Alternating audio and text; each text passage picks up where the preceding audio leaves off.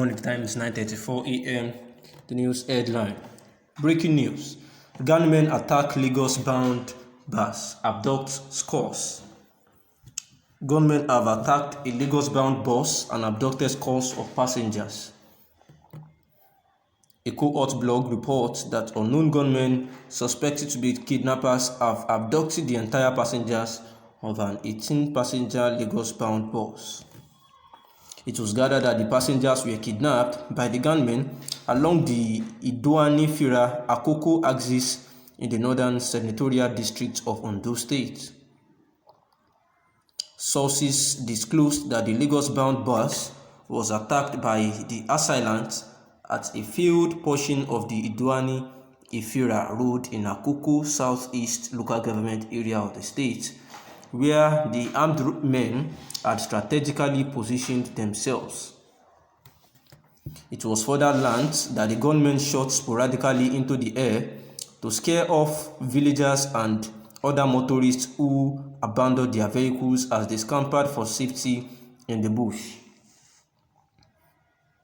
As gathered by a cohort blog, the abduction was confirmed by the Divisional Police Officer DPO for Ishua Akoko Division CSP Hakim Sadiq on Thursday.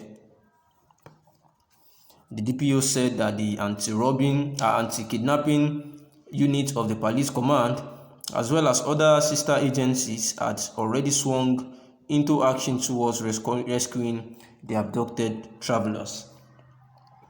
And news analysis is quite simple because this again is another pathetic news on September 9, 2021, where gunmen attacked a Lagos-bound bus and abducted scores. And the report has it that unknown gunmen suspected to be kidnappers have abducted the entire passenger of one 18-passenger Lagos-bound bus.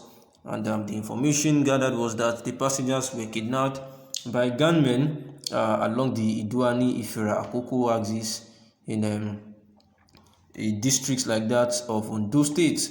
And sources disclosed that the Lagos-bound bus was attacked by assailants at a field portion of the Akoko Southeast local government along the Idoani-Fira road of the state, where the armed men had already positioned themselves, and after shooting sporadically into the air to scare off motorists and villagers around, they scampered for safety. And this incident was actually confirmed by the Divisional Police Officer of that Ishua Akoko Division, known as CSP Hakim Sadiq, on Thursday, and he says that the anti-kidnapping of the anti-kidnapping unit of the police command, as well as other security agencies in the state, have actually attempted or are on the case trying to rescue those abducted in that pathetic situation.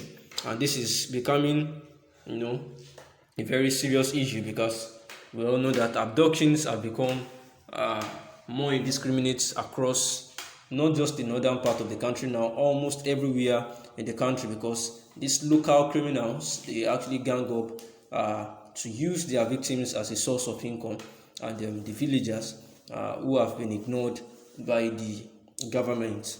And about some time ago, we know that gunmen kidnapped 140 students from a boarding school in northwestern Nigeria, and it was the latest in a wave of mass abductions targeting school children in Africa's most populous nation. And the assailants are known to have always opened fire, and they overpower security guards sometimes. After storming, like the incident that happened at Bethel Baptist School, some 25 kilometers from the city of Kaduna, where some assailants actually came around, overpowered the security guards, and abducted about 165 pupils staying in the boarding school overnight.